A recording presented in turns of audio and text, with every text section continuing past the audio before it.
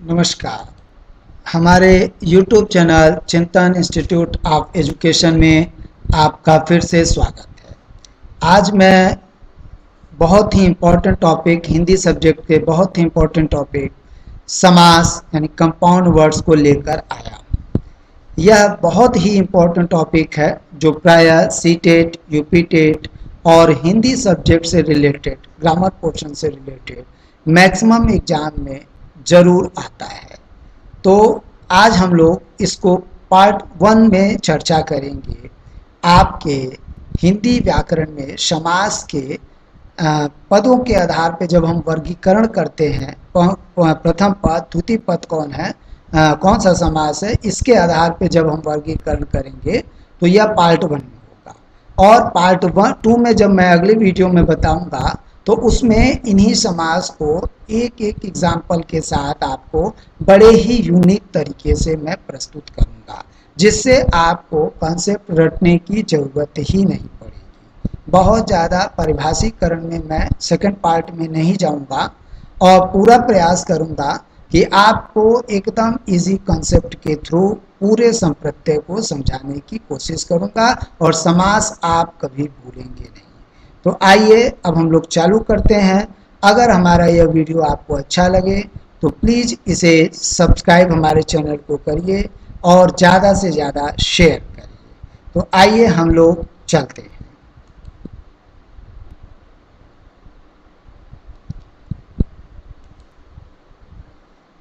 समास का शाब्दिक अर्थ है संक्षिप्तीकरण करना। जब हम लोग समास निकालते हैं तो उसमें हम लोग किसी समासिक पद या समस्त पद का संक्षिप्तीकरण करते हैं। आइए आगे बढ़ते हैं। परिभाषा को हम लोग देखते हैं इसकी। दो या दो से अधिक शब्दों से मिलकर बने हुए नए सार्थक शब्द को समास कहते हैं। फिर से सुन लीजिए, दो या दो से अधिक शब्दों से मिलकर बने हुए नए सार्थक शब्द को समास कहते हैं। आइए आगे चलते हैं। समास के नियमों से निर्मित शब्द सामासिक शब्द या समस्त पद कहे जाते हैं।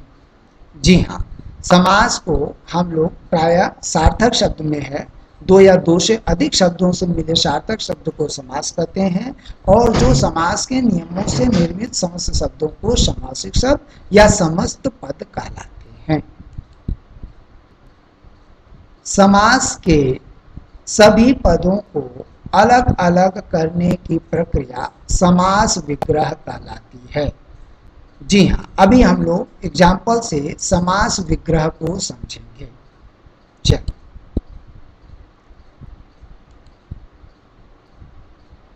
पूर्व पद और उत्तर पद।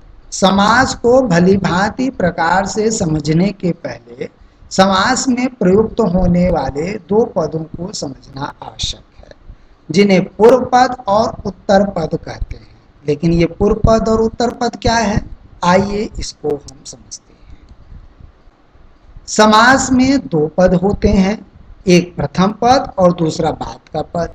तो प्रथम पद को पूर्व पद एवं दूसरे पद को उत्तर पद कहा जाता है। जी हाँ, प्रथम पद को पूर्व पद एवं दूसरे पद को उत्तर पद कहा जाता है। नोट, ये बहुत ही महत्वपूर्ण बात है, ध्यान में रखिएगा कि समास होने के बाद विभक्तियों के चिन्ह अर्थात परसर्ग प्रायः लुप्त हो जाती हैं। तो इसे हम लोग जब एग्जाम्पल देखेंगे तो इन कॉन्सेप्ट को समझाने की मैं कोशिश करूंगा। समास विग्रह, आइए इसको समझने की कोशिश किया जाए कि समास विग्रह क्या होता है।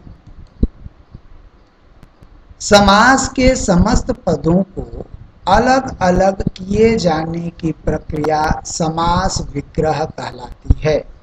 जी हाँ, समास के समस्त पदों को अलग अलग किए जाने की प्रक्रिया समास विग्रह कहलाती है। आइए इसे हम एग्जाम्पल से समझते हैं। यहाँ पर 4 कॉलम बने हुए हैं आपके, एक समस्त पद, दूसरा पूर्व पद का, तीसरा उत्तर पद का और चौथा समास विग्रह। मैं 2 शब्दों के माध्यम से आपको इसे बताने की कोशिश करता हूँ। जैसे पहला जो आपका समस्त पद है या समासिक पद है, राजकुमार, इसका पहला पद क्या हुआ, राज, तो राज, और दूसरा पद क्या है, कुमार, तो इसका विग्रह क्या हुआ, राजा का कुमार। जी हाँ, यही समास के आपके शब्दों का पूछा जाता है कभी कभी कि पूर्व पद कौन सा है, उत्तर पद कौन सा है, इसका समास विग्रह क्या है, तो उदाहरण के लिए मैं लेकर के आया हूँ। दूसरा है विद्यासागर, यह समस्त पद है, एक शब्द है आपका, जिसमें पहला पद क्या है, विद्या, और दूसरा पद क्या है, सागर, तो इसका समास विग्रह क्या हुआ, विद्या का सागर। जी हाँ, आइए हम अगले पेज पे चलते हैं।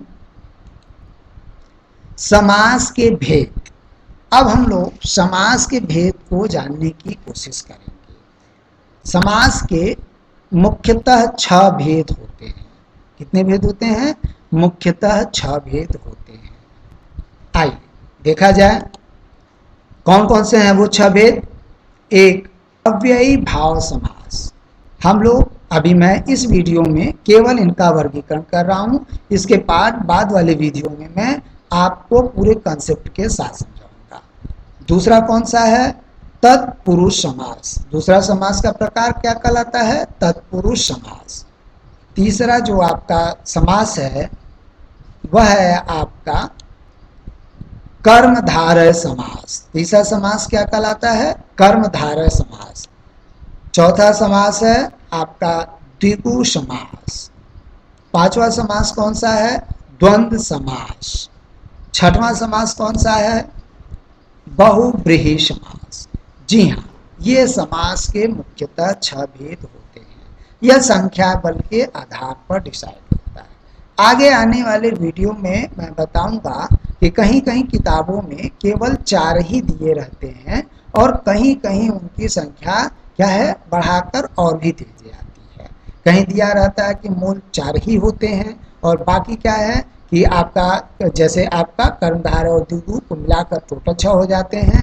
तो देखने की कोशिश किया जाएगा इसके बाद के वीडियो में कि कौन से आपके समास मूलतः 4 हैं और फिर बाद के में कौन से होते हैं, तो इसको अगले वीडियो में मैं समझाने की कोशिश करूंगा। चलिए अब हम लोग आगे बढ़ते हैं। समास का वर्गीकरण पदों की प्रधानता के आधार पर। तो इस वीडियो के इस महत्वपूर्ण पार्ट में मैंने कहा था कि इसमें समास का वर्गीकरण मैं पदों की प्रधानता के आधार पर बताऊंगा। अभी आपने देख लिया था कि क्या है कि 2 ही पद होते हैं, एक पूर्व पद और दूसरा उत्तर पद। लेकिन इन सभी समासों में कौन कौन सा पद प्रधान होता है, कभी इस पे कभी कभी इस पे भी प्रश्न आ जाते हैं। तो जैसे अव्ययी भाव पहला है, याद करने का तरीका पहला है हमेशा अव्ययी भाव सबसे पहला, इसलिए पहला यानी पूर्व पद प्रधान होगा तो कौन सा समास होगा, अव्ययी भाव। उसके बाद दूसरे नंबर पे कौन आता है, तत्पुरुष। दूसरे नंबर पे दूसरा यानी उत्तर पद प्रधान होगा तो कौन सा होगा, तत्पुरुष। इसी के साथ साथ कर्मधारय समास का भी उत्तर पद प्रधान होता है और उसी प्रकार द्विगु समास का भी उत्तर पद क्या होता है, प्रधान होता है। अब यहाँ तक पूर्व पद और उत्तर पद की बात रहती है और जैसे ही हम द्वंद्व समास में आ जाते हैं, यहाँ पर हमारे दोनों पद क्या होते हैं, प्रधान हो जाते हैं। दोनों पद प्रधान हो गए तो अब बचा क्या भाई, पूर्व पद हो गया, उत्तर पद हो गया, दोनों पद हो गए, तो बचा क्या, कुछ नहीं। तो इसीलिए इसके याद करने का तरीका बहुत इंटरेस्टिंग तरीके से बता रहा हूँ, बहुव्रीहि। तो बचा कौन भाई, अब कोई पद नहीं बचा, इसलिए कोई पद प्रधान नहीं होता। क्यों, क्योंकि बहुव्रीहि में तीसरा अर्थ प्रधान होता है।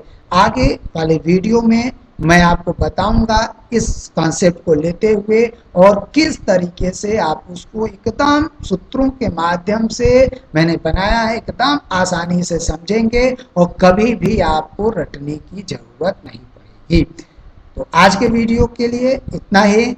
धन्यवाद। आप हमारे चैनल को देखते रहिए और सब्सक्राइब करना मत भूलिएगा और ज़्यादा से ज़्यादा उसको शेयर करने की कोशिश करिए।